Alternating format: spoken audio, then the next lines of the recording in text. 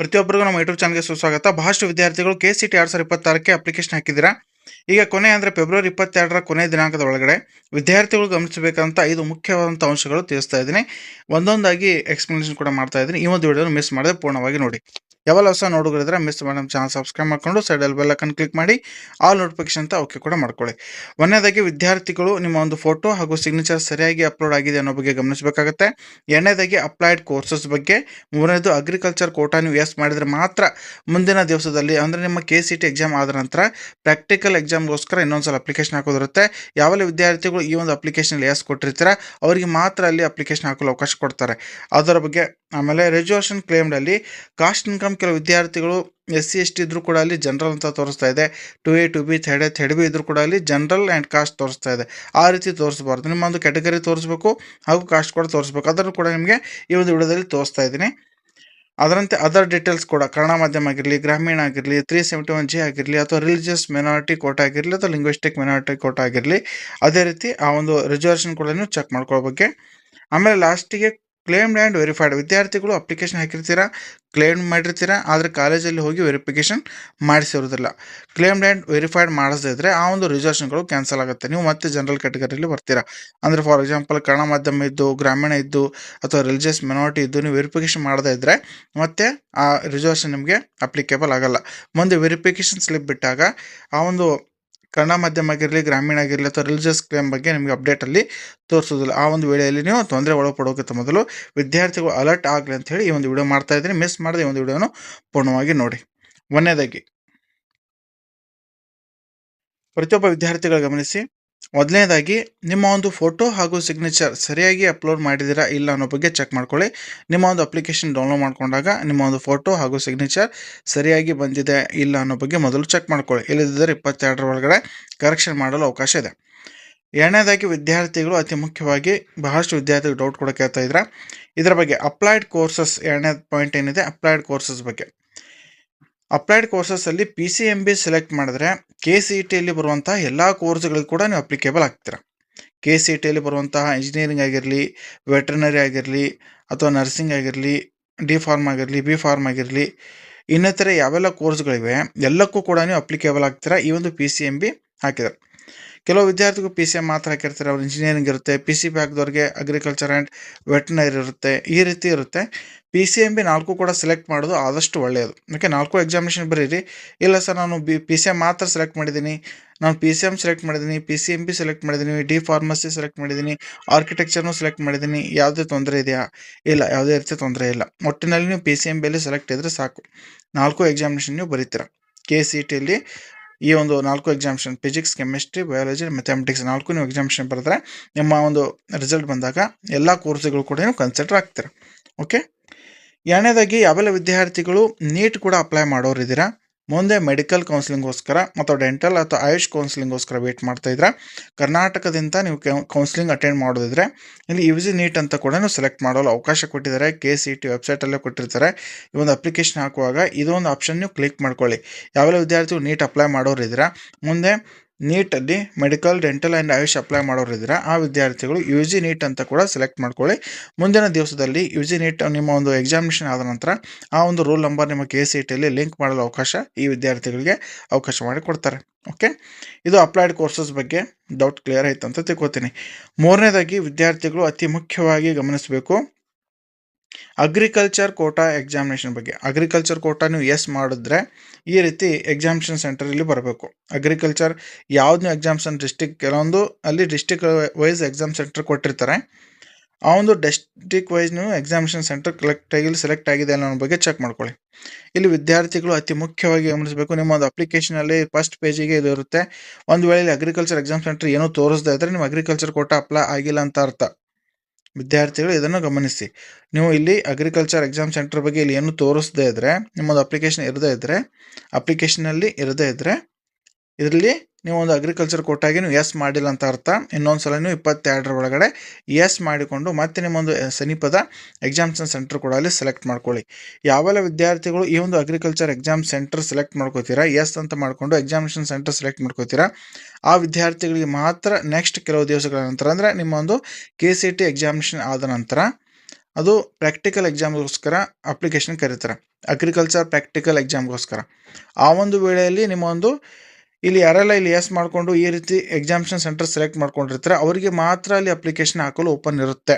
Agriculture Kota S ಮಾಡಿದವ್ರಿಗೆ ಮಾತ್ರ OTP ಬರುತ್ತೆ. ಅಲ್ಲಿ ನೀವು ಎಲ್ಲ ಡಾಕ್ಯುಮೆಂಟ್ ಅಪ್ಲೋಡ್ ಮಾಡಿ ಸಕ್ಸಸ್ಫುಲ್ ಅಪ್ಲಿಕೇಶನ್ ಹಾಕೋದಿರುತ್ತೆ. ಆ ಒಂದು ವೇಳೆಯಲ್ಲಿ ನಾನು ತಿಳಿಸ್ತೇನೆ. ಅದಕ್ಕಿಂತ ಮುಖ್ಯವಾಗಿ ವಿದ್ಯಾರ್ಥಿಗಳು ಇದನ್ನು ಗಮನಿಸಬೇಕು.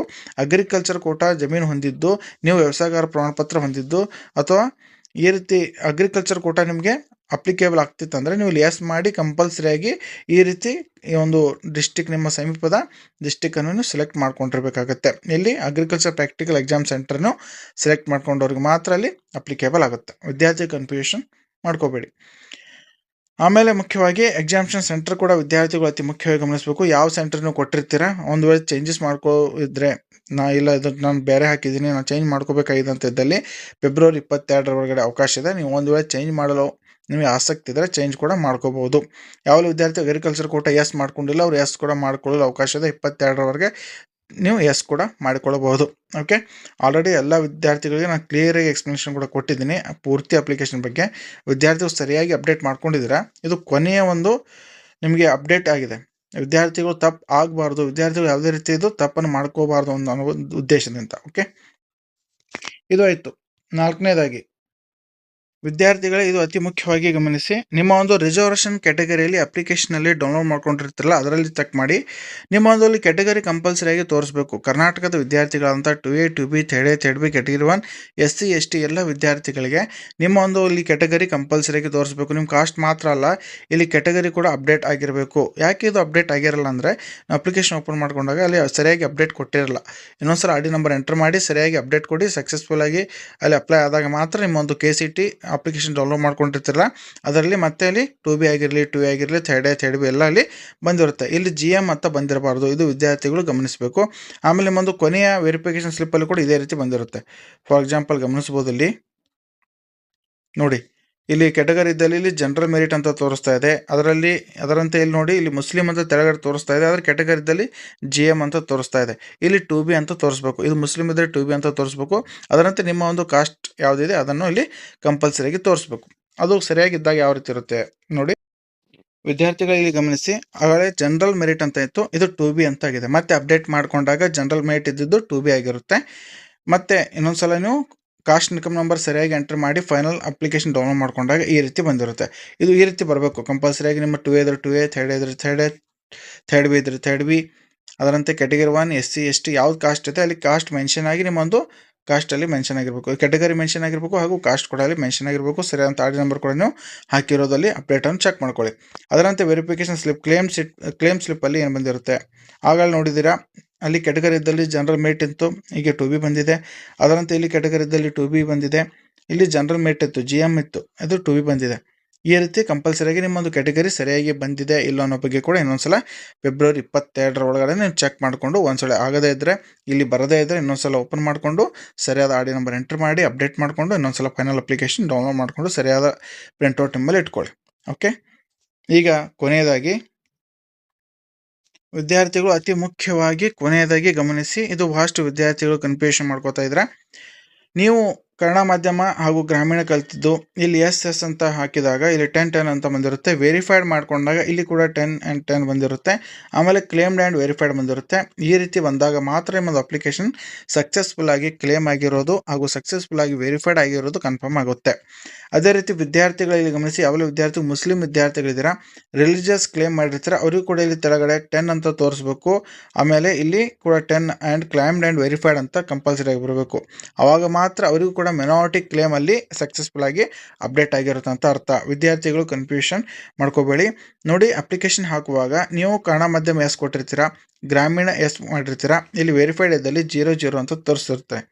ಆಮೇಲೆ ಇಲ್ಲಿ ಕ್ಲೇಮ್ಡ್ ಆ್ಯಂಡ್ ನಾಟ್ ವೆರಿಫೈಡ್ ಅಂತ ಬಂದಿರುತ್ತೆ. ನೀವು ಸೆಕೆಂಡ್ PU ಕಾಲೇಜಿಗೆ ಹೋಗಿ ಭೇಟಿಯಾಗಿ ಎಲ್ಲ ಡಾಕ್ಯುಮೆಂಟ್ಗಳು ಕೊಟ್ಟಾಗ ಅಲ್ಲಿ ಅವರು ವೆರಿಫೈಡ್ ಮಾಡಿದಾಗ ಈ ರೀತಿ ಬರುತ್ತೆ. ಇಲ್ಲಿ 10 ಅಂತ ಬರುತ್ತೆ, verified 10 year and verified 10 year ಬರುತ್ತೆ. ಇಲ್ಲಿ ಕ್ಲೇಮ್ಡ್ ಆ್ಯಂಡ್ ವೆರಿಫೈಡ್ ಬರುತ್ತೆ.